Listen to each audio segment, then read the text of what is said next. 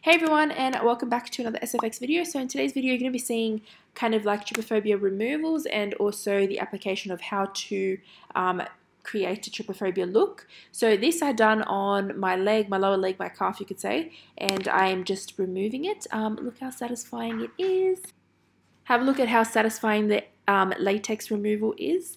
So then I pretty much just went and removed all of this, and then going on to the next look that I done it on my hand.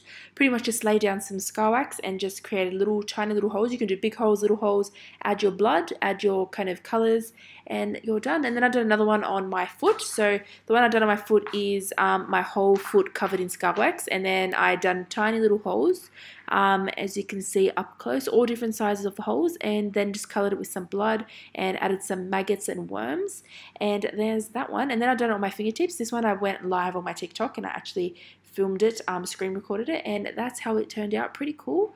Imagine just doing my whole hand, but obviously it would take a few hours to do your whole hand. If it took about 45 minutes just to do the fingertips, it would take much longer. Anyway, now for my hand, I done my whole hand with trypophobia, tiny little holes. I started off on my fingertips because it's easier, and then I worked my way down to the middle of my palm, and have a look at that. And then I'm going to chuck in a few pictures, but that's it. Like and subscribe, and I'll see you guys all in another one. Bye!